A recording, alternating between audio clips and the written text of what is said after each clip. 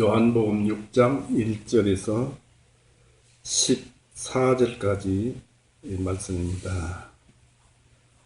같이 읽어 보시겠습니다. 요한복음 6장 1절에서 14절 말씀입니다. 읽습니다. 이 일들 후에 예수님께서 갈릴리 바다 곧 디베랴 바다 건너편으로 가시매 큰 무리가 주님을 따르니 이는 그들이 주님께서 병자들에게 행하신 그분의 기적들을 보았기 때문이라. 예수님께서 산으로 올라가시며 제자들과 함께 거기에 앉으십니다. 유대인들의 명절인 유월절이 가까웠더라. 예수님께서 눈을 들어 큰 무리가 자신에게 오는 것을 보시고 빌리기에 말씀하시기를 우리가 어디서 이 사람들이 먹을 빵을 사겠느냐 하시니 주님께서 이렇게 말씀하시면 그를 시험하려 하시며 하실 일을 친히 알고 계심이라. 빌립이 주님께 대답하기를 각 사람이 조금씩 먹는다 해도 200데나리온어치의 빵으로도 부족하리이다 하니 주님의 제자들 중 하나인 시몬 베드로 형제 안드레가 주님께 말씀드리기를 여기 보리빵 5개와 작은 물고기 2마리를 가진 한 소년이 있나이다. 그러나 이렇게 많은 사람들에게 이것들이 무슨 소용이 되겠나이까 하며 예수님께서 말씀하시기를 이 사람들을 앉게 하라 하시니 지금 그곳에는 많은 잔디가 있어 사람들이 많으니 그 수가 5,000명쯤 되니라. 예수님께서 그 빵들을 들고 감사를 드리신 후에 제자들에게 나눠주시니 이에 제자들이 앉아있는 사람들에게 나눠주고 또 물고기도 그와 같이 그들을 원하는 대로 나눠주니 지니라. 그들이 배부른 후에 주님께서 제자들에게 말씀하시기를 남은 조각들을 거두어 잃어버리는 일이 없게 하라 하시니 그들이 함께 거두어 들이며 보리빵 5개로 충분히 먹고도 그들에게 남은 조각들이 12바구니 가득 차니라. 그때 예수님께서 행하신 그 기적들을 본 사람들이 말하기를 이분은 참으로 세상으로 오셔야 할 그 선지자라 하시니라.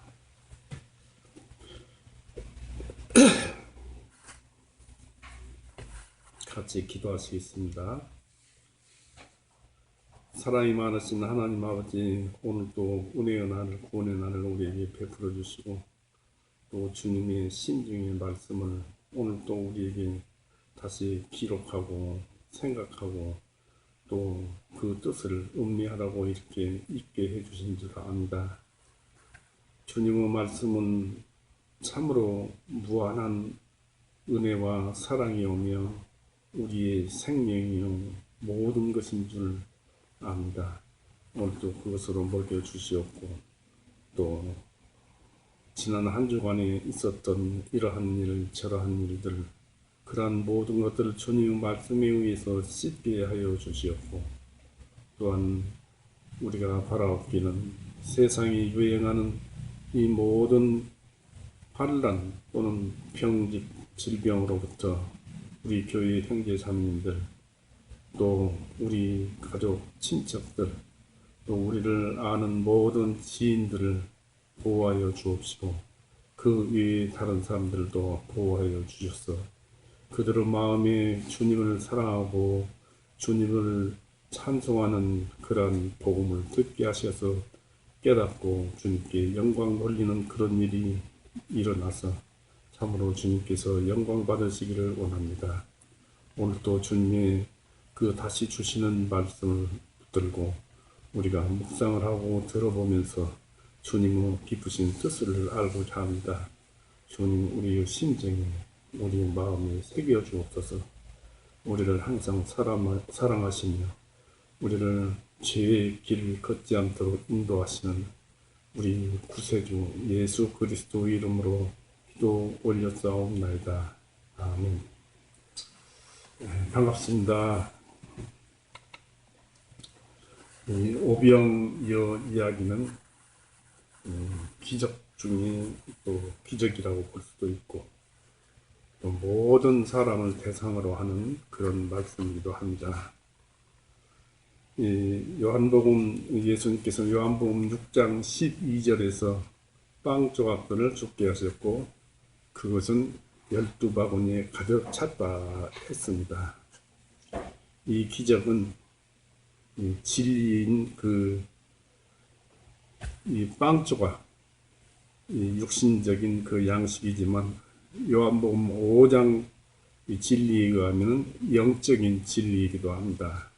이 말씀들은 땅에 버릴 말씀이 단 한 가지도 없습니다. 12 제자를 통해서 우리에게 주신 복음이 바로 여기에서 말씀하시는 예수님 몸이 찢겨진 12바구니의 빵 조각인 것입니다. 이 조각들은 나누면 나눌수록 많아지는 복음과 같은 특성을 가지고 있지요. 이 복음은 먹고 또 먹어도 듣고 또 들어도 한없이 먹을 수 있는 것이 바로 복음이요. 또 여기에서 상징적으로 비유를 보여주는 빵입니다. 여러분의 손에도 빵이 들려져 있습니다. 부지런히 듣고 또 우리 마음에 기록을 해서 영의 양식으로 먹어야 할 것입니다. 이 보리빵 조각은 우리의 생명이었습니다. 요한복음 6장 51절 한번 보십시오. 요한복음 6장 51절 나는 하늘로부터 내려온 살아있는 빵이니 만일 누구든지 이 빵을 먹는 자는 영원히 살리라. 내가 주려고 하는 그 빵은 이 세상의 생명을 위하여 주는 나의 살이니라 하시니라고 했습니다. 이 예수님께로 찾아온 그 많은 무리들은 이 예수님을 이 빵을 먹은 다음에 이분은 참으로 세상으로 오셔야 할 그 선지자니라 메시아니다라고 얘기를 한 것입니다.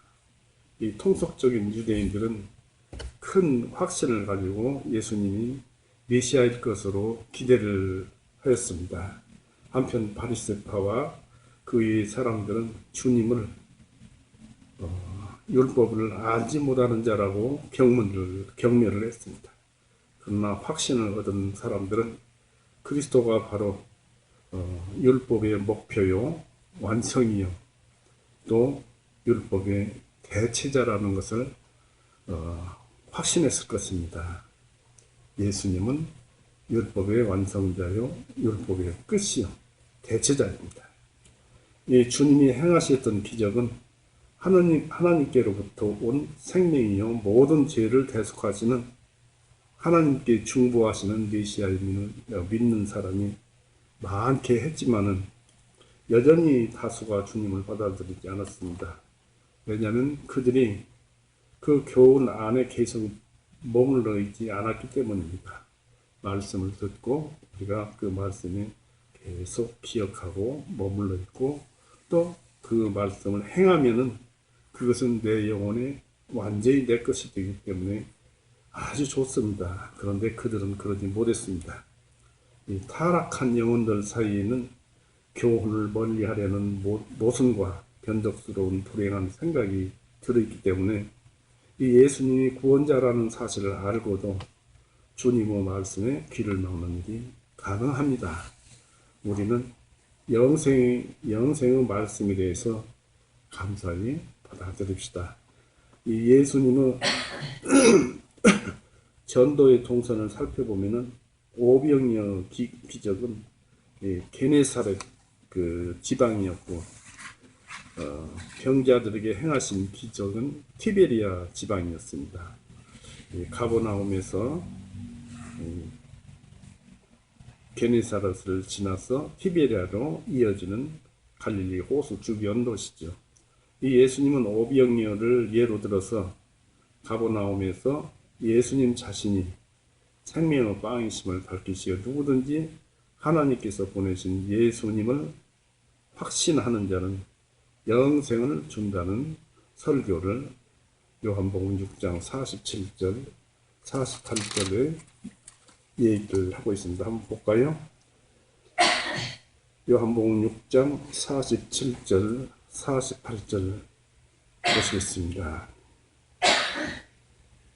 진실로 진실로 내가 너희에게 말하노니 나를 믿는 자는 영원한 생명을 가지고 있느니라. 내가 곧 그 생명의 빵입니다. 이렇게 말씀하셨습니다. 여기서 우리가 이제 한 가지 배우고 넘어가야 할 일이 있는데, 우리가 성경에서 자주 듣고 보고 얘기하는 그 영생이란 무엇일까입니다. 죄사함 받으면 영생이다. 이건 옳은 얘기지만 두루뭉실한 얘기죠. 또 이 구원을 받으면 영생이다. 죄사함을 받으면 영생이다. 이건 두루뭉실하지만 확실히 우리 손에 쥐어지는 그 영생이란 과연 무엇이냐 이것입니다. 이 성경에서 말하는 영생 또는 영원한 생명이든 영혼 불멸을 말하는 것이 아닙니다. 영혼 불멸을 말하는 것이 아니라 그리스도에 의해 주어지는 영원한 생명을 말합니다. 요한복음 3장 16절에 보면 하나님이 세상을 처럼 사랑하사 독생자를 주셨으니 이는 저를 믿는 자마다 멸망치 않고 영생을 얻게 하려 하십니다. 믿는 자는 영생을 얻는다는 것입니다. 고대 이스라엘에서는 오래 사는 것이 하나님의 축복으로 되어 있었습니다. 창세기 15장 15절에 그렇게 기록되어 있습니다. 구약에는 그 영생이라는 말이 특별히 기록된 적이 없는데요. 후에 차츰 죽음에 대한 승리 혹은 영생의 신앙이 점점 분명해 오고 기록되어져 있습니다. 구약에도. 그래서 시편 49편 15절이라든지 욥기 한번 찾아볼까요? 욥기 19편 25절.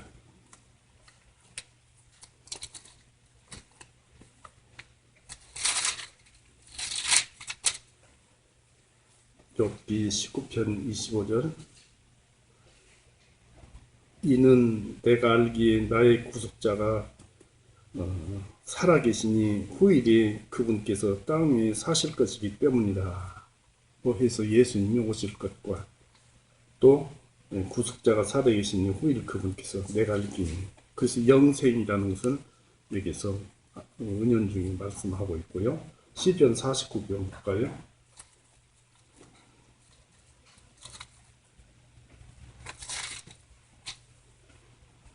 (49편) 15절. 그러나 하나님은 내 혼을 무덤의 권세로부터 구속하시리니 이는 그분께서 나를 받아들이실 것이기 때문이라. 이렇게 해서 영생의 개념이 점점 확실하게 되어져 오고 있습니다. 이사야 25장 한번 보십시오.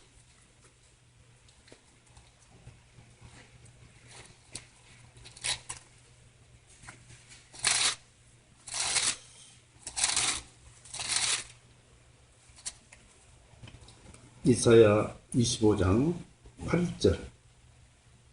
그분께서 승리하심으로 사망을 삼키실 것이요 주 하나님께서 모든 얼굴로부터 눈물을 닦아주시며 그분의 백성의 책망을 온 땅으로부터 제거하시리니 이는 주님께서 그것을 말씀하셨기 때문이라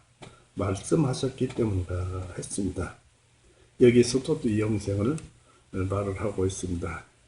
그래서 이러한 것들이 완전하게 보여진 것은 예수 그리스도 우리 주님에 의해서 영원한 생명이 말씀되어져 있습니다. 내가 너희에게 이런 말이 영이요 생명이라는 말씀도 있고, 요한복음 1장 1절 한번 보실까요? 우리는 꼭 이것을 읽어봐야 되겠는데요. 요한복음 1장 1절에서 태초에 말씀이 계셨느니라. 그 말씀이 하나님과 함께 계셨으니 그 말씀은 곧 하나님이시니라. 이 말씀이 태초에 하나님과 함께 있었으며 모든 것들이 그분에 의하여 만들어졌더니 만들어진 것 중에 그분이 없이 만들어진 것들은 아무것도 없느니라. 말씀이 온 세상을 창조했더라는 말씀입니다. 이 그리스도는 곧 예수님은 모든 믿는 자에게 영원한 생명을 주시는 분으로서 생명을 주시기 위해서 오셨다고 요한복음 3장 16절 아까 우리가 읽어봤죠. 이 영원한 생명이란 헬라적인 즉 그리스적인 철학적인 영혼 분별과는 달리 사람이 그리스도를 믿고서 하나님과의 새로운 관계에 들어가는 것입니다. 요한복음 17장 한번 보십시오.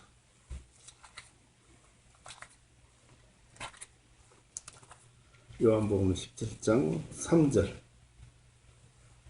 여기서 이제 이렇게 말씀을 합니다만은 이것이 영원한 생명이오니 곧 사람들이 아버지께서 유일하신 참 하나님이신 것과 아버지께서 보내주신 예수 그리스도를 아는 것입니다. 이것이 영생이라고 했습니다. 누구든지 다 그렇게 알고 있고 믿으면 영생을 얻는 것이라고 그냥 두리뭉실하니 알고 있지요. 로마서 5장 21절 한번 보십시다.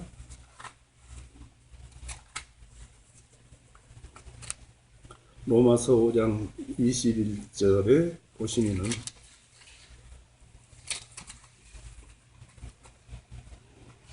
이것은 죄가 군림하여 사망에 이른 것 같이 은혜로 의를 통하여 군림하여 예수 그리스도 우리 주님에 의하여 영원한 생명에 이르게 하심이니라. 예수님에 의해서 죄사함을 받고 예수님에 의해서 영원한 생명에 이른다라고 말씀을 했습니다. 그것은 현재 이미 하나님 또 그리스도와 교제로서 즉 그리스도와 사귐으로서 주어져 있는 새로운 생명과 동시에 아직 세상에 있는 한으로는 마지막 날에 완성되는 것으로서 우리가 대망하는 것입니다. 그래서 요한복음 6장 40절 한번 보십시오.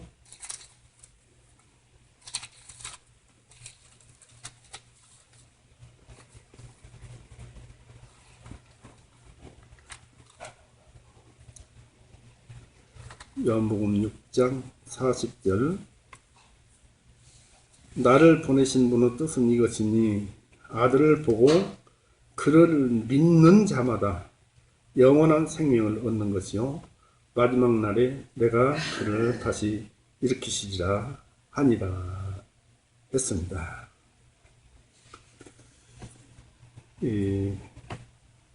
신약에서 전부 이런 식으로 기록되어 있습니다. 그리고 이 생명은 예수님께서 주시는 예수님을 믿음으로써 얻어지는 영생은 영원히 한없이 계속된다고 했습니다. 요한 1서 한번 보십시오.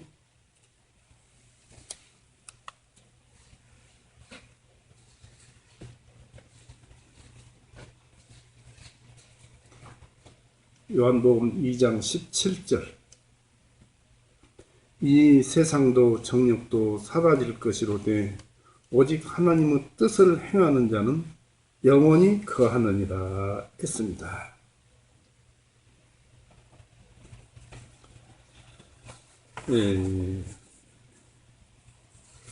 우리가 이제 여기서 알다시피 하나님은 말씀이시고 예수님은 말씀입니다. 그리고 하나님은 영이시니 하나님을 섬기는 자는 영으로 섬겨야 할지니 했습니다. 그래서 우리가 우리를 보고 하나님을 알 수 있어요. 하나님의 형상으로 우리가 지음을 받았기 때문에 그렇습니다. 그래서 하나님의 영은 하나님의 마음을 담는 그릇입니다. 또 하나님의 마음은 생각으로 번역이 되죠. 또 그 생각은 말씀으로 번역이 됩니다. 이 말씀은 드디어 글이나 또는 그림이나 물체로 나타납니다. 즉 우리도 우리 영혼의 마음을 생각으로 바꾸고 생각을 말로 바꾸고 말을 글이나 그림이나 어떤 물체를 만들어냅니다. 바로 하나님은 말씀이셨습니다. 그런데 그 말씀이 예수님이 우리의 모든 죄를 용서했다는 그 사실을 믿음으로 인해서 그 믿음이 우리 영 안에 들어와서 한 영이 되었어요. 곧 예수 그리스도가 우리 안에 들어오신 것입니다. 또 동시에 이 말씀에서, 즉 하나님은 영이신이 있는데 말씀에서 영이 발현됩니다. 마음이 발현됩니다. 바로 성령님이 구원받은 것과 우리가 하나님의 말씀에 의해 예수 그리스도 죄를 용서하신 그 말씀을 믿음으로 인해서 그 말씀과 함께 성령님이 우리 안에 들어오게 됩니다. 그러니까 믿음과 영은, 성령은 동시에 들어오는 것입니다. 그런데 지금도 그것을 성령을 받았다는 것인데, 지금도 성령, 믿음으로써 성령을 얻었다. 이것들을 사람들이 비유적으로 혹은 체험적으로 알고 있습니다. 왜냐하면 기도하고 또 이렇게 저렇게 살다 보니까 성령님이 인도하시고 기도할 때 이루어지고 모든 것이 성령님이 하시는 일이기 때문에 성령님이 내 안에서 일을 한다라고 해서 성령님이 내 안에 계신다는 것을 이렇게 말을 합니다. 그러나 직접적인 것은, 확실한 것은 예수 그리스도께서 우리 모든 죄를 용서하셨다는 그 사실이 그 우리 마음 안에 기록된 거예요. 말씀이. 곧 하나님의 마음이 우리 마음에 기록되어 버린 것입니다. 그래서 우리 마음과 하나님 마음이 하나 되어 버렸어요. 분리할래야 분리할 수 없고, 하나님이 떼내버릴래야 떼내버릴 수가 없는 그런 마음입니다. 그로 인해서 우리가 확실히 성령을 가지고 있음을 입증할 수 있고, 또 그 하나님의 말씀이 바로 영생입니다. 말씀이 영생이에요. 믿어질 때 예수님께서 이렇게 하셨다는 그 말씀이 하나님의 마음이고, 하나님의 마음이 생각으로, 생각이 말씀으로, 말씀이 예수님으로, 그 예수님이 그러한 거창한 일을 하심으로써 그것이 우리 안에 들어옴으로써 그 말씀이 믿어졌고 새겨졌고, 그 말씀이 영생인 것입니다. 그 말씀 안에 성령님이 있는 것입니다. 이것이 바로 영생이에요. 이것을 이제 우리가 믿으니까 영생을 얻었다, 또는 이 세상도 이 정욕도 사라질 것이로되 하나님의 뜻을 행하는 자는 영원한 생명에 영원히 거하리라. 하나님 뜻을 행하는 자. 하나님의 뜻은 무엇입니까? 하나님의 말씀이죠. 그 말씀이 어떤 것입니까? 예수님이 우리에게 주신 것은, 예수님이 이 세상에 오셨다가 다시 저 하나님 품으로 들어가실 때까지 모든 삶의 그 행적들, 이 자체가 말씀입니다. 이 자체로 인해서 우리는 율법도 이루어진 것입니다. 그 전체가 무엇입니까? 사랑이었었죠. 그 사랑이 우리 안에 있음으로 인해서 우리는 그 성령님 뜻, 살아계신 성령님의, 또 살아계신 예수님의 뜻에 의해서 움직입니다. 그렇게 안 움직일 수가 없어요. 거듭난 자는. 그래서 그대로만 움직이면은 율법을 완성한 것입니다. 그래서 육을 따르는 자는 사망이고 성령을 따르는 자는 생명이 이르느니라 라는 로마서 말씀도 있죠. 그래서 그렇게 해서 우리가 영생은 분명히 말씀이랍니다. 우리 속의 역사는 하나님의 마음, 하나님의 영, 하나님의 말씀, 이것에 의해서 우리가 살아가고 있다는 것. 이것을 우리는 이 혼적, 하나님께서 물론 불러일으켜서 이렇게 혼적으로 살아가고 있습니다만, 이것에 죄 때문에 묻혀서 그 본래 하나님께서 주신 마음을 기억지 못하고 잊어버리지 못하고 하나님의 빛을 가리고 그렇게 삽니다. 우리는 그러지 말아야 할 것입니다.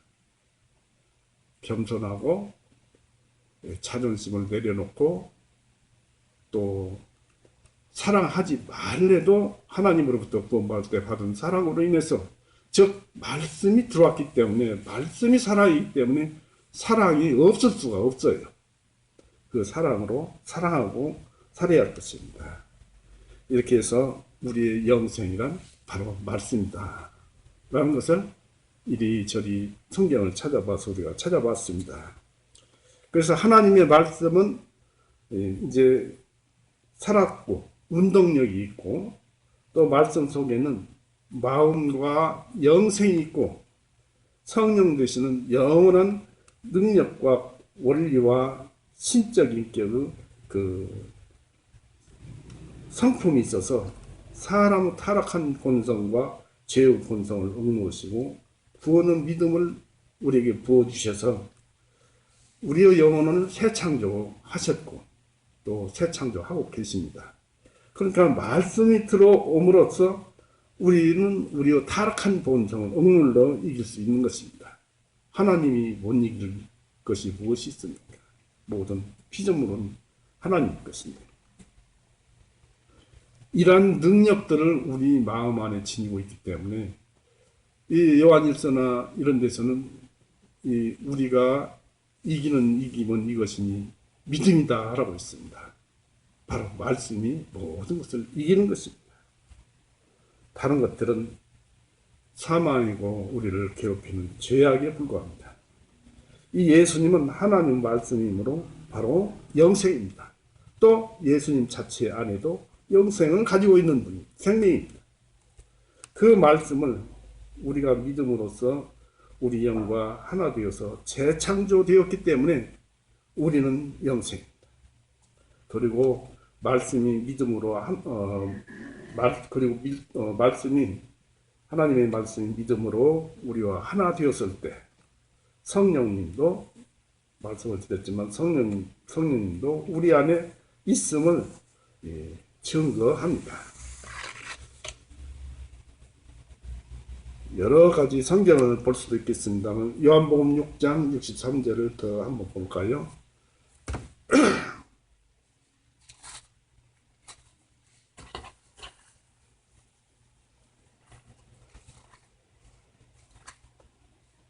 (6장 63절)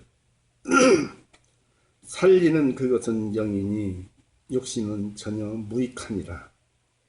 내가 너희에게 말한 그 말씀들이 곧 성령님이요 그것들이 생명이라 했습니다. 여기서 더 확실한 증거와 또 이런 확정을 얻을 수가 있습니다. 예수님의 말씀은 생명입니다. 그래서 하나님, 바로 예수님 자체가 영원한 생명이시라는 것입니다. 또 그분은 영원한 말씀이십니다. 변치 않고 진리입니다. 그리고 빛이십니다. 우리 영혼 안에 새겨진 말씀이 바로 아까도 말씀을 드렸지만 그 말씀 자체가 영생인 것입니다. 그래서 그 말씀에서 능력이 나와요. 그리고 우리도 하나님의 능력이 우리 속 안에 있는 그 믿음에 의한 말씀에 의해서 그것에 따라서 능력이 나오잖아요. 죄를 안 지려고 하는 것. 이거 하나님의 능력인 것입니다. 고린도전서 4장 한번 보십시오.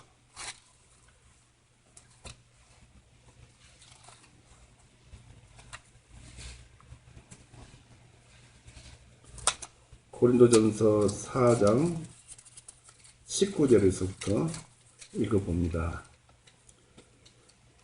그러나 주님께서 원하시면 내가 너희에게 속히 가서 교만해져 있는 자들의 말이 아니라 오히려 그 능력을 알아볼 것이니 이는 하나님의 왕국은 말에 있지 아니하고 다만 능력에 있기 때문이다.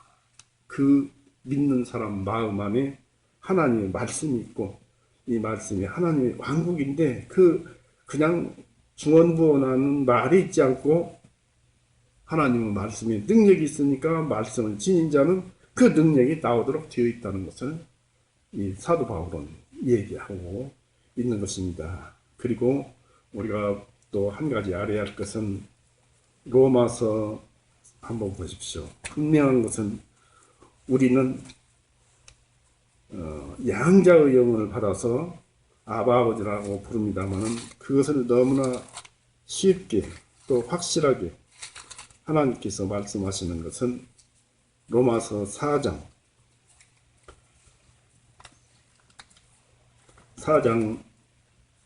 3절에 보시면은 로마서 4장 3절에 이는 성경 기록이 무엇을 말씀하시느냐 아브라함이 하나님을 믿었더니 이것을 그에게 의로 여기셨느니라 하시느니라. 또 이제 일하는 자에게 그 보수를 은혜로 여기지 않냐고 빚으로 여기거니와 오직 행함이 없어도 오히려 경건치 아니하는 자들을 의롭다 하시는 그분을 믿는 자에게는 그의 믿음을 의로 여기시느니라. 그 믿음 속에는 믿음은 바로 하나님 말씀이잖아요. 하나님은 말씀을 의로 여기시는 것이지 우리를 의로 여기시는 것이 아닙니다. 근데 하나님의 말씀이 믿음으로 인해서 우리 영과 하나 되었기 때문에 하나가 되었어요. 뗄래야 뗄 수 없는 그런 관계가 되었기 때문에 우리는 덩달아서 의로워진 것입니다. 그 믿음이 얼마나 위대한 것인지 그리고 우리 바라는 것이고 소망인 것이고 그런 것입니다. 우리가 어디서 단 한순간이라도 말씀에서 벗어나지 않았으면 좋겠는데 세상이 우리를 많이 이렇게 해서 넘어가기도 합니다만은 그럴수록 우리가 더욱 말씀을 찾아서 가려고 노력하면은 하나님께서는 그것을 가상히 여겨 주셔서 하나님께서는 그것을 영광으로 받아주십니다. 네, 본문으로 돌아가서요. 요한복음 6장에 아까도 말씀을 드렸습니다마는 디베랴, 게네사렛, 가브나움 등은 갈릴리 호수 연안 도시입니다. 예수님께서는 걸어도 되었지만은 배로서 순탄하고 빠른 길을 택하셨습니다. 물론 그 과정에 풍랑도 만났습니다만 그때는 유대인의 명절인 6월절이 가까워졌다고 4절에 말을 하고 있죠. 이 유대인들은 명절이 오기 30일 전부터 한 달 전부터 명절 준비를 한다고 합니다. 연중에 첫 번째 명절이라서 신앙심이 한껏 고조될 때 예수님께서 병자를 고치시는 일과 오병이어 기적으로 기적의 진리를 베푸셔서 예수님께서 메시아이심을 드러내셨고 또 많은 사람을 전도하셨습니다. 예수님은 우리 영적 음료요, 양식이요, 생명입니다. 아까도 요한복음 6장 47절, 48절에 그렇게 기록되어 있죠. 이 예수님께서 디베랴에서 게네사렛으로 옮기실 때 많은 무리들이 주님을 따라갔습니다. 그들은 이제 이것저것에서 왔지요. 그들은 주님께서 병자를 고치시는 기적과 진리의 말씀이 놀라워했고 특히 예수님이 메시아일 것이라는 생각으로 주님께서 어느 곳으로 가는지도 모르고 아무 준비 없이 무작정 예수님을 따라 나섰습니다. 모든 무리들이 그러다 보니까 모든 무리들이 먹을 것이 없어서 시장함을 시장했었는데 예수님께서 그걸 모를 리 없죠. 시장함을 예수님께서 하시고 빌립에게 큰 무리들이 먹을 빵을 사겠느냐라고 물어보면서 빌립의 신앙심을 시험하였습니다. 5절 6절 보십시오. 6장 요한복음 6장 5절 6절 예수님께서 눈을 들어 큰 무리가 자신에게 오는 것을 보시고 빌립에게 말씀하시기를 우리가 어디서 이 사람들이 먹을 빵을 사겠느냐 하시니 주님께서 이렇게 말씀하시면 그를 시험하려 하시며 하실 일을 친히 알고 계심이라 라고 했습니다. 이 빌립은 예수님이 하나님께로부터 오셨음을 요한복음 5장에서 예수님으로부터 직접 들었어요. 그러나 그 말씀이 마음속에서 잊혀져 있었습니다.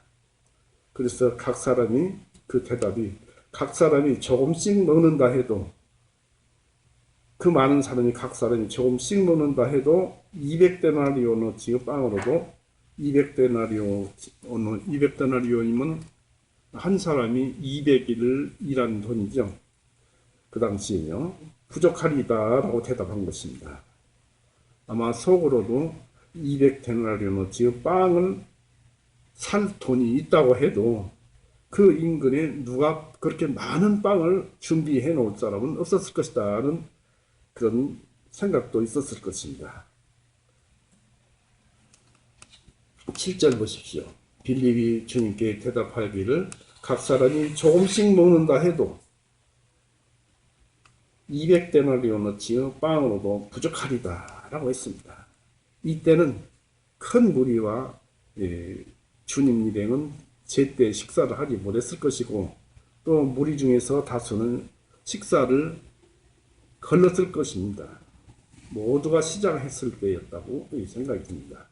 이때 어떤 생각으로 말했는지는 모르지만 베드로 형제 안드레는 어린 한 소년에게 빵 5개와 물고기 2마리가 있다고 하면서 이렇게 많은 사람들에게 그 빵 5개와 물고기 2마리가 무슨 소용이 되겠나이까? 라고 이제 예수님에게 이제 어떻게 먹이겠습니까? 라는 얘기죠. 어떤 아무런 대책이 없다는 투로 예수님께 대답을 한 것입니다. 9절 말씀이 그렇습니다. 여기 보리빵 5개와 작은 물고기 2마리를 가진 한 손님이 있나이다. 그러나 이렇게 많은 사람들에게 이것들이 무슨 소용이 되겠나이까? 다 굶어야지 어쩔 수가 없습니다. 라는 그런 얘기입니다. 그러나 이제 그때 당시에 그렇게 이제 어려운 상황이지만 예수님께서는 아무렇지도 않은 듯이 무리들을 잔디 위에 앉게 하셨는데 그 수가 5,000명쯤 되니라고 요한은 기록하였습니다. 물론 성경에서 숫자는 남자 장년들만 쳐서 5,000명이지만 이런 경우에는 5,000명이면 거기에 딸린 수까지 하면은 뭐 수만 명 될 테지만은 우리가 봐서는 어린 아이, 어른, 여자, 노인들, 청년들 다 합쳐서 5,000명쯤 되지 않을까 그렇게 생각이 듭니다. 이 예수님은 한 소년에게 구한 빵과 이 물고기를 들고 하나님께 감사드리신 후에 앉아있는 무리들에게 나눠주라고 하였습니다. 11절 보십시오. 예수님께서 그 빵을 들고 감사를 드리신 후에 제자들에게 나눠주시니 이에 제자들이 앉아있는 사람들에게 나눠주고 또 물고기도 그와 같이 그들을 원하는 대로 나눠주니라 했습니다. 이 주님께서 기도하신 후에 나눠주신 보리빵은 이제 하나님의 것이 되어 있었습니다. 이 보리빵에 대한 그 비슷한 기록은 성경 이곳저곳에 기록되어 있습니다. 먼저 누가복음 2장 7절 한번 보십시오.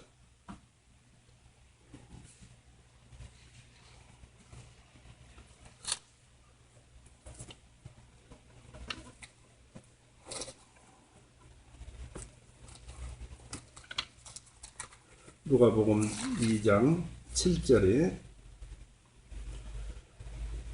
그녀가 자기의 맏아들을 낳아 포대기에 싸서 그분을 고유에 뉘었으니 이는 여관에 그들을 위한 방이 없었기 때문이라. 사관에 그렇게 개혁은 그렇게 되어 있죠. 그분을 구유에 누웠으니 바로 예수님은 이 구유에 누웠어요. 먹이통 아닙니까? 구유가. 여기에 사람들에게 영생을 얻으라고 하늘에서 내려온 빵이셨다는 것을 여기서 우리에게 알려줍니다. 구유. 바로 우리가 영생을 얻게 하기 위한 말구유 속에 누인 예수님. 우리가 그분을 먹는 거예요. 그분의 말씀을 먹어서 영생을 얻는 것입니다. 이 하나님께서 인간에게 영생으로 주신 양식 보리빵을 먹으라고 구유에 누이신 것입니다. 세상 끝까지 먹을 양식입니다. 구약에도 모형이 있죠. 열왕기하 4장 한번 보십시오.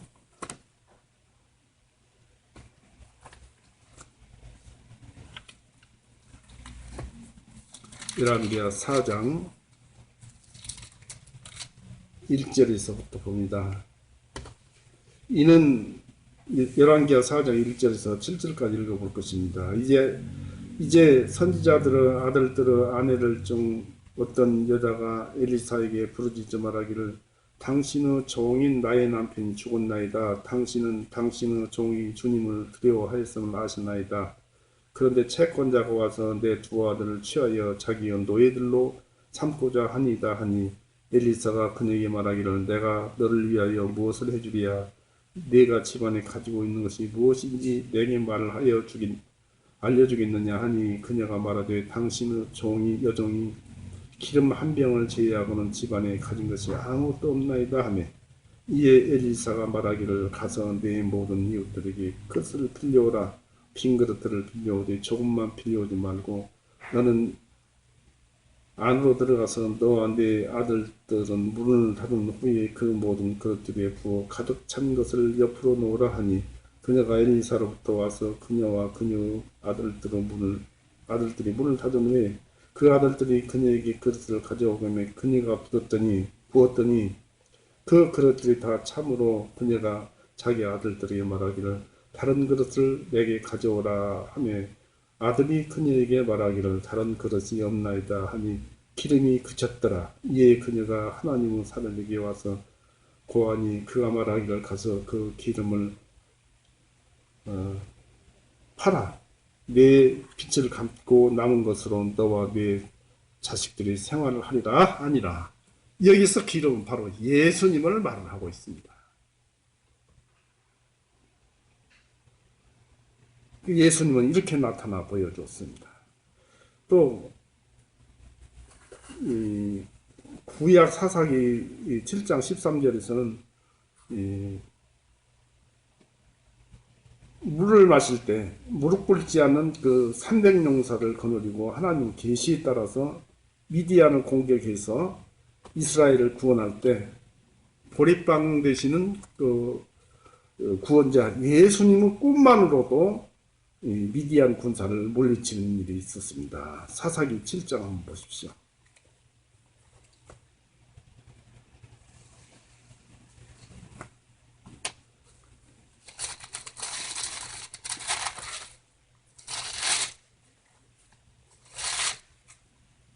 사사기 7장 13절 14절 보십니다. 기드온이 사사기 7장 13절 14절 기드온이 그곳에 이르니 보라 어떤 사람이 그 동료에게 꿀을 이야기하며 말하기를 보라 내가 꿈을 꾸었는데 보라 보리빵 한 덩어리가 미디안 군대로 흘러 들어와서 한 장막에 이르러 그것을 쳐서 무너뜨리고 말씀은 모든 것을 이기죠.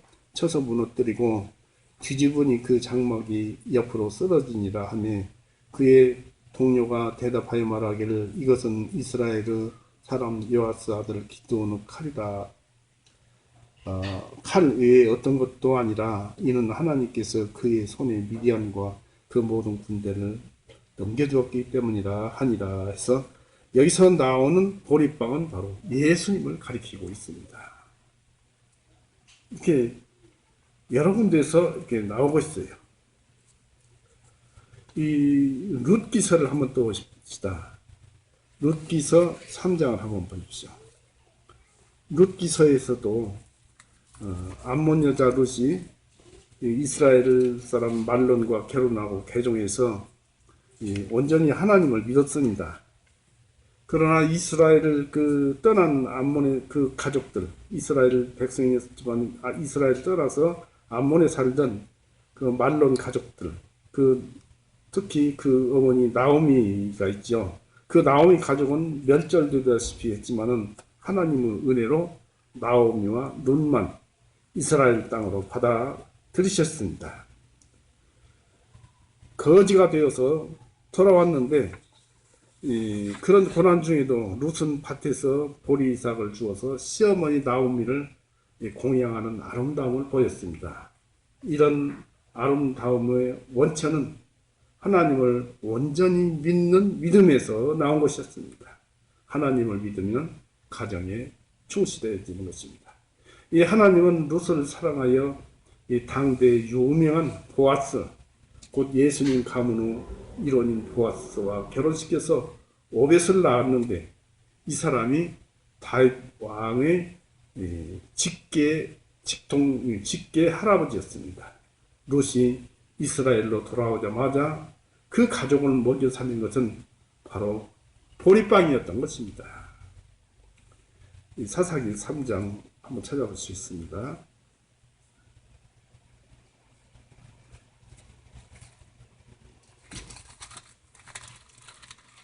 3장 11절.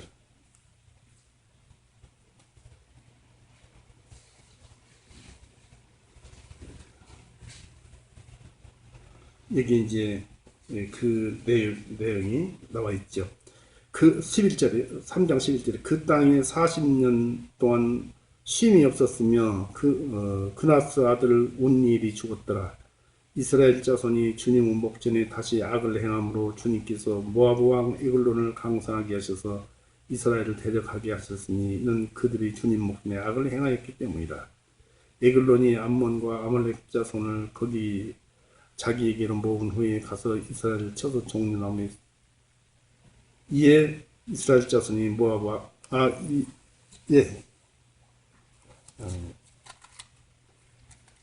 룻기를 보십시오. 이 사사기가 아니라 룻기를 봐야 하는데 지금 한참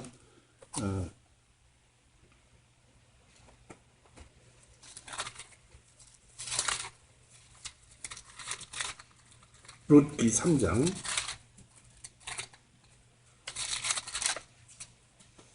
11절에서 이 여자의 믿음이 얼마나 강력했는가를 우리는 여기 찾아보고자 해서 찾아본 것입니다. 11절에 내 딸아, 이건 룻에게 그 시어머니가 얘기하는 것입니다. 내 딸아, 이제 두려워하지 말라. 네가 원하는 대로 내가 다 행하리라. 이건 보았습니다. 이는 내 백성 온 성읍은 네가 덕망 있는 여자인 줄을 아느니라. 내가 너 가까운 친족인 것은 사실이나 나보다 더 가까운 친족이 있느니라. 이 밤은 머무르라. 아침에 만일 그가 네게 친족의 몫을 행하겠다고 하면 그로 하여금 친족의 몫을 행하게 하라. 그러나 만일 그가 네게 친족의 몫을 행하고자 아니하면 주님께서 살아계시는 난 내가 네게 친족의 몫을 행할 것이니 아침까지 누울지니라. 그녀가 이른 아침까지 그 발치에서 누웠다가 사람이 서로 알아볼 수 있기 전에 일어나서 그가 말하기를 여자가 타작마당에서 돌아온 같이 알려지지 아니하도록 해야 되리라. 여기 타작마당이 나오죠. 이 여기에 관련된 보리에 관련된 모든 것, 시어머니를 공양했던 바로 예수님을 가리키고 있습니다. 예수님으로 먹여 살리는 것입니다. 빵과도 같은 거예요. 예수님은 전부입니다. 우리가 그 예수님의 그 오병이어 사건은 이런 성경을 찾아보라고 우리에게 또 일깨워 주시는 것입니다.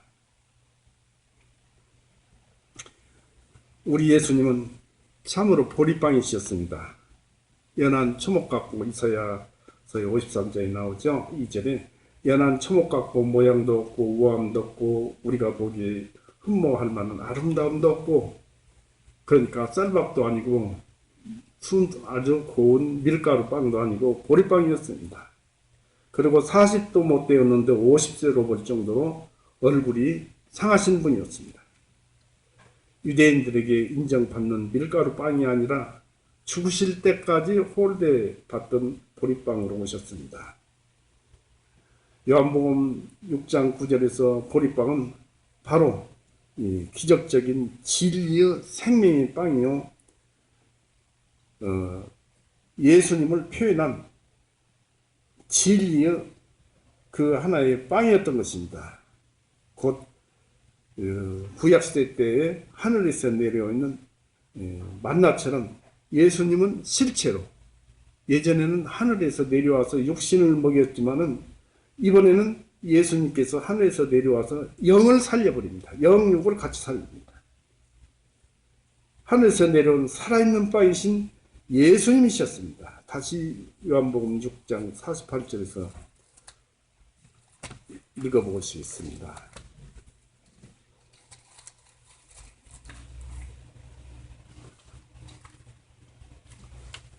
48절 51절 보십니다.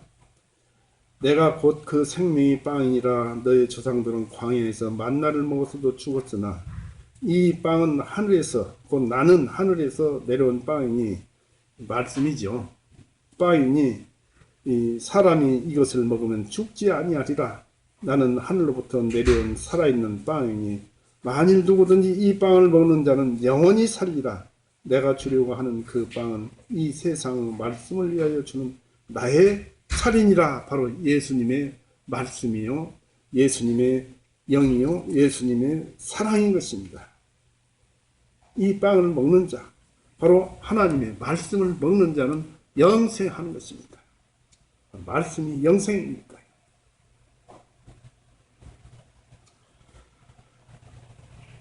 여기서 이제 좀 더 이 말씀을 살펴본 이런 진리들은 제자들 중에는 많은 사람이 예수님과 함께 다니지 않았던 때가 있습니다. 이것을 요한복음 6장 66절 보십시오. 주님께서 그때 주님의 제자들 중에서 많은 사람들이 물러가고 더 이상 주님을 함께 다시 다니지 아니하시니라고 했습니다. 그 왜 그러냐면 이런 말씀을 하셨기 때문에 그렇습니다. 60절 한번 보십시오. 그러므로 주님은 제자 중 여럿이 말씀을 듣고 말하기를 이것은 어려운 말씀이로다. 누가 알아들을 수 있으리요 했습니다. 그것은 이 말씀 때문에 그러죠. 55절에 이는 내 살은 참된 양식이요 내 피는 참된 음료이기 때문이 내 살을 먹고 내 피를 마시는 자는 내 안에 거하며 나도 그 안에 거하리라. 내 피를 먹고 내 살을 먹는다니까 바로 예수님을 어떻게 이런 그 음식처럼 먹는 걸로 생각했던 것이죠. 이 신앙 믿음이 연약하고 진리를 아직 깨닫지 못하니까 어려우니까 멀리 떠난 것입니다. 그래서 제자들도 예수님을 보리빵 취급을 한 것입니다. 그러나 우리에게는 꿀 섞인 빵인 것입니다. 출애굽기 16장 30절에 그렇게 나오죠. 그러나 그러던 것이 이제 이 기름 섞인 빵에서 박한 식물로 변해져 가는 이스라엘 백성들의 영의 그 상태를 이것으로 또 보여주는데 우리에게는 꿀 섞인 빵입니다. 예수님은 우리의 창조주이십니다. 바로 골로새서 1장 한번 보십시오. 골로새서 1장 14절에서부터 봅니다. 예수님은 우리 창조주예요. 왜냐하면 예수님은 말씀이시고 그 말씀이 창조하신 거예요. 14절 그 아들 안에서 우리가 그분의 피를 통하여 구속 곧 죄들의 용서함을 받았느니라. 명쾌하게 용서함을 받았느니라 했습니다. 이것을 안 믿는 자는 하나님을 말씀을 거역하는 것이고 하나님께 죄 짓는 거예요. 하나님께서 모든 죄를 다 용서했는데 그것은 이제 한번 믿어졌는데 그래도 내가 잘해야 하나님께서 알아주실 거야. 이것은 무엇을 말하냐면 로마서에 나온 대로 하나님의 의를 모르고 자기 의를 힘껏 세우려는 그 잘못된 죄악입니다. 유대인들이 그랬잖아요. 자기 의를 세우고. 우리도 자기 의를 세워서는 안 됩니다. 예수님께서 죄를 용서하셨으면 하신 거예요. 믿어졌으면 그렇게 용서가 된 거예요. 그 아들 안에서 우리가 그분의 피를 통하여 구속 곧 죄들의 용서함을 받았느니라. 그분은 보이지 아니하시는 하나님의 형상이시여 모든 피조물로 처음 나신 분이시니 이는 모든 것들이 그분에 의하여 창조되었기 때문이라. 하늘에 있는 것들과 땅 위에 있는 보이는 것들과 보이지 아니하는 것들과 왕자들이나 주권자들이나 정사들이나 권능들이나 모든 것들이 그분의 예수님에 의하여 창조되고 또 그분을 위하여 창조되었느니라. 그분은 모든 것들보다 먼저 계시고 모든 것들보다 그분에 의하여 모든 것들은 그분에 의하여 존속하느니라. 바로 이분은 예수님이셨습니다. 말씀이셨습니다. 말씀에 의해서 온 세상이 창조되었고 그 말씀에 의해서 온 세상이 지탱되어져 나가고 있는 것입니다. 지금도 우리는 여전히 이 보리빵 조각을 먹어서 영생을 얻었고 열매를 맺으려고 보리빵을 먹으면서 살아가고 있습니다.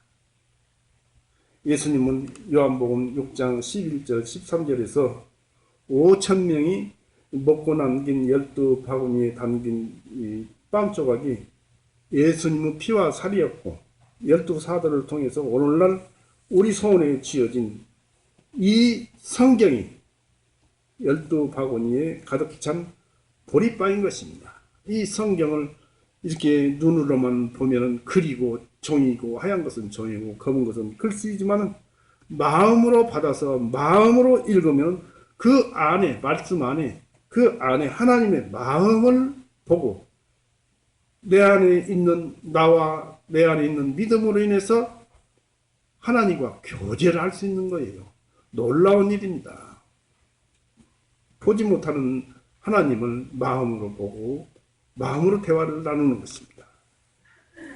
아무리 먹어도 비워지지 않는 생명의 보리빵이었습니다. 참으로 영생이란 이런 은혜가 이 보리빵에서 흘러넘쳐 나오고 있었습니다. 이 보리빵은 배고픈 자만 먹는 빵입니다. 죄인만 먹는 빵입니다. 곧 심령이 가난한 자, 곧 주여 나는 죄인이로소이다 하는 자들만 배고파서 먹는 빵인 것입니다. 겸손하고 온유하며 낮아진 자들, 자신을 부정하고 오직 하나님께 자신을 맡기는 자들만 먹는 것이 보리빵입니다. 말씀입니다. 앞에서 말한 그 기적의 진리를 살펴봅시다. 예수님은 큰 무리가 뒤따르자 그들에게 먹을 것을 주시고자 하셨습니다. 지금도 하늘에서 자기 성령을 보내서 성경을 통하여 우리를 먹이시고 있습니다. 그리스도의 영적인 은사를 받아들이는 자들에게는 은사의 값을 받아야 하는데 오히려 은사를 받아들였다고 예수님께서는 보상을 주고 계십니다. 보상은 바로 그들에게 내려준 은사가 보상인 것입니다. 그 은사가 우리 사람들이 받았을 때 우리 것이 되면은 온전히 우리 생명과 하나 되는 거예요. 왜냐하면 그것이 말씀이기 때문입니다. 그들의 영혼을 생명의 빵으로 먹이시려는 주님은 또한 그들의 육신을 위해 충분한 양식도 주고 계십니다. 이것은 주님께서 육신도 귀하게 여기심을 보여주기 위해서이고, 왜냐하면 육신이 없으면 이 세상에서 열매를 맺지 못하잖아요. 그러니까 육신을 귀하게 여기고, 또한 일용할 양식을 위해서 기도할 용기를 주시고 가난한 자들을 불쌍히 여기는 한 표본을 우리에게 보여주기 위해서입니다. 야고보서 2장 한번 보십시오.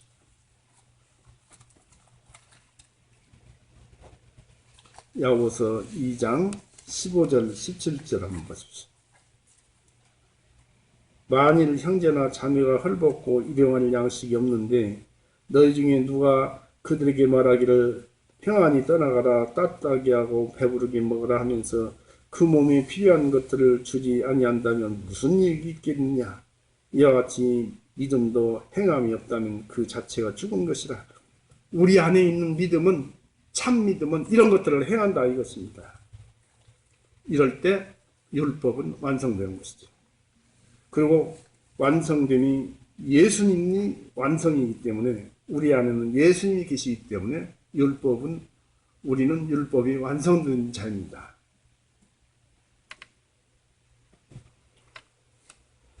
예수님은 큰 무리들을 먹이시기 위해서 어디서 이 사람들이 먹을 빵을 사오겠느냐라고 6장 5절에 말씀을 하시는데, 주님은 자신을 찾아온 자들을 굶기지 않고자 하시며 또 배를 채워주십니다. 거듭난 자는 하나님의 형상이 되었으므로 새로운 피조물이라고 그러잖아요.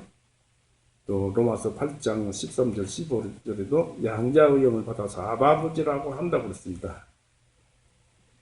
그래서 거듭난 자는 가난한 자에게 줄 수 있도록 그 영혼이 스스로 능력을 발휘하는 일을 해야만 하고, 당연히 해야 하고 저절로 행하는 것입니다. 에베소서 4장 한번 보십시오.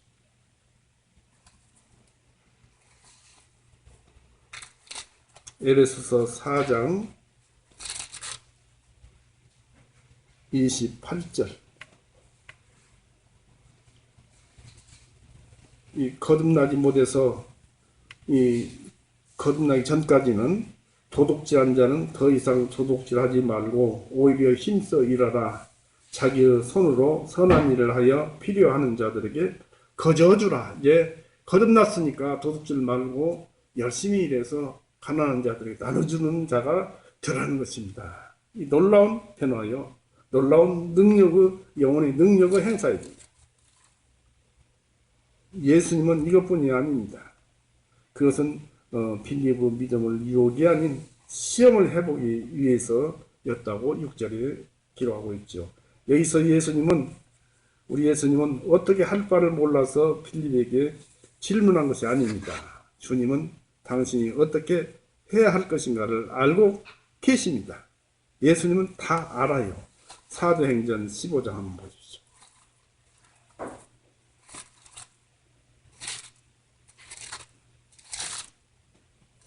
사도행전 15장 18절.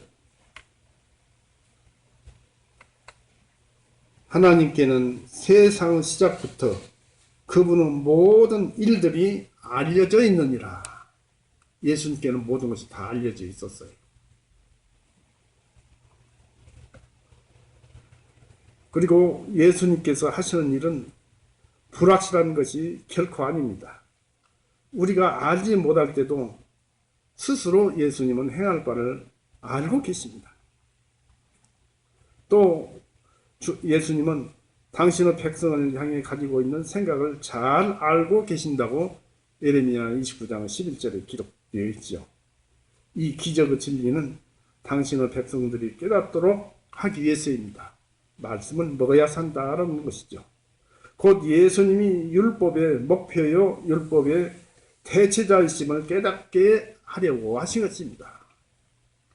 주님은 오병이어라는 현실 속 기적의 진리를 사용하셔서 그렇게 말씀하셨습니다.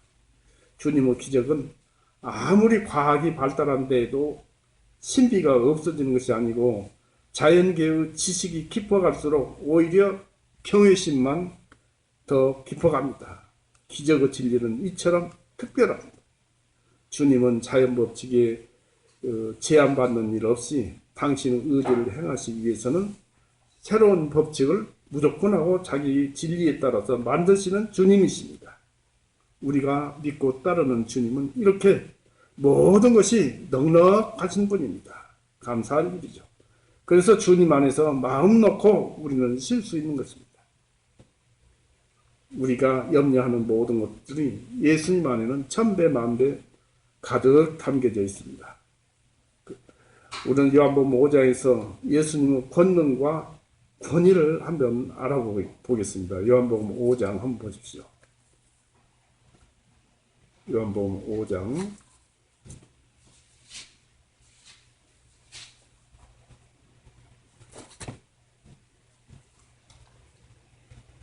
24절에서부터 봅니다. 진실로 진실로 내가 너희에게 말하노니 내 말을 듣고 나를 보내신 그분을 믿는 자는 영원한 생명을 가졌고 정죄에 이르지 아니하나니 오히려 사망에서 생명으로 옮겨졌느니라. 진실로 진실로 내가 너희에게 말하노니 죽은 자들이 하나님의 아들의 음성을 들을 때가 오나니 바로 지금이라. 예수님 말할 때 지금이 아니라 바로 우리 교회에서 지금 말하고 있는 바로 지금입니다. 듣는 자들은 살아나리라. 말씀이 믿어진 자들은 말씀으로 인해서 그 영과 하나 되어서 그가 영생을 얻어서 살아나리라는 뜻입니다. 살아난다.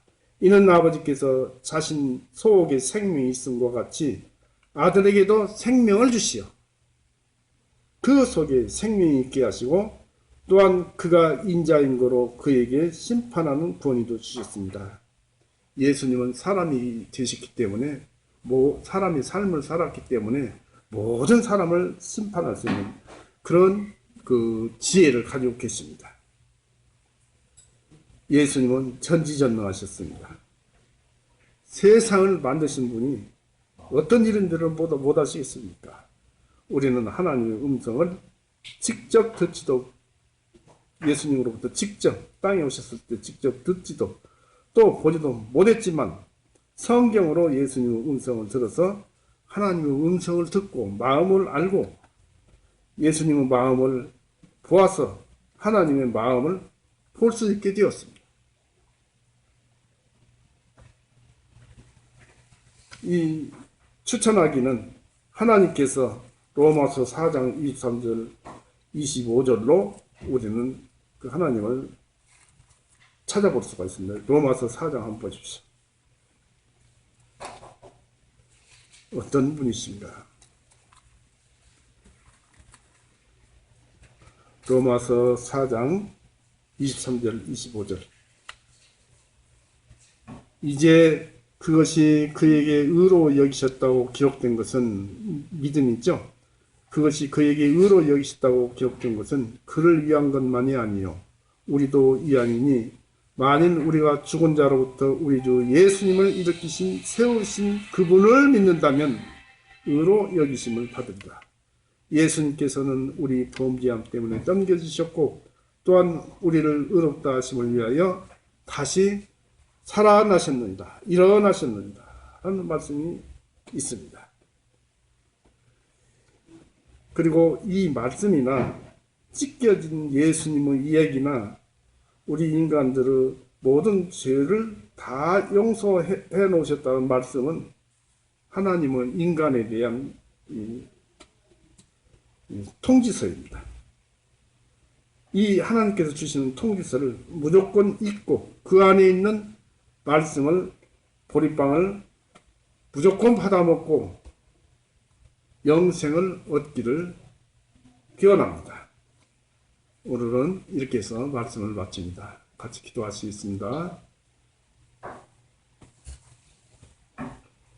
사랑이 많으신 하나님 아버지, 오늘도 우리에게 이 보리빵으로서 하나님의 말씀이 우리의 영생이요 또한 우리에게 모든 것을 주시고 또 모든 것을 이루게 하시는 그 근원인 것을 다시 한번 우리 마음에 새겨주셨습니다. 확실하게 새겨주셨습니다.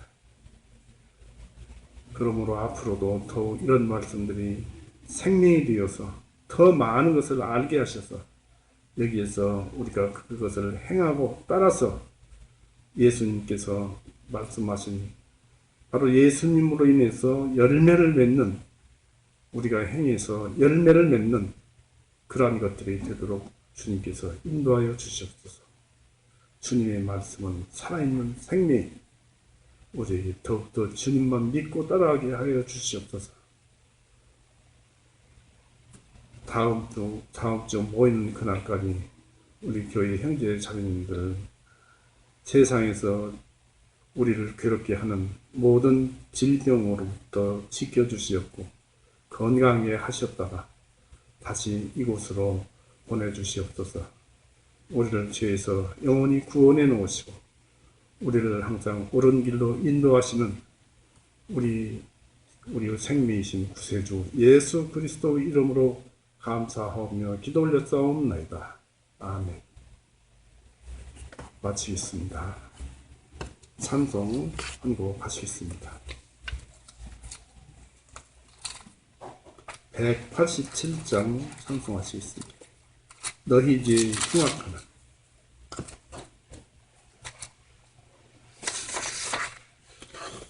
시작합니다. 187장 너희 죄 흉악하나 찬송합니다. 시작합니다. 너희 죄 흉악하나 눈과 같이 희겠네. 너희 죄 흉악하나 눈과 같이 희겠네. 죄의 빛 흉악하나 희게 되리라. 주홍빛 같은 내 죄 주홍빛 같은 내 죄 눈과 같이 희겠네. 눈과 같이 희겠네. 악한 죄 벗으라고 주님 너를 부르네. 악한 죄 벗으라고 주님 너를 부르네. 하나님 크신 사랑 한이 없어라. 악한 죄 벗으라고 악한 죄 벗으라고 주님 너를 부르네. 주님 너를 부르네. 너희 죄 사해 주사 기억 아니하시네. 너희 죄 사해 주사 기억 아니하시네. 불쌍한 사람들아 오라 하시네. 너희 죄 사해 주사 너희 죄 사해 주사 기억 아니하시네. 기억 아니하시네. 마칩니다. 긴 시간 수고하셨습니다.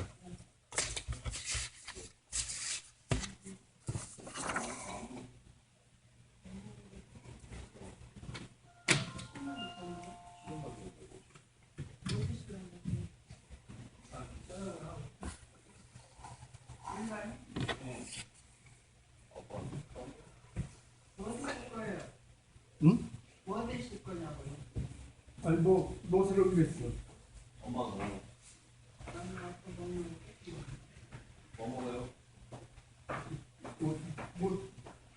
짜는 거 짠거 뭐 먹노? 짜장면 거. 곱빼기 하나. 엄마. 아, 곱빼기 한 개 조금만 들어주세요. 그럼 아니 그런 거 어떻게 그냥 안 먹는 거. 나간대? 그럼 두분 시켜가지고 두분 그 다른가? 아, 예, 여기 그 8-7번지 2층 교회거든요. 네, 짜장면 곱빼기 하나, 곱빼기 하나. 예. 아니 저녁에는 곱빼기를 가요? 아니래요. 어디다가 시켰어? 싫은 반전이. 많잖아.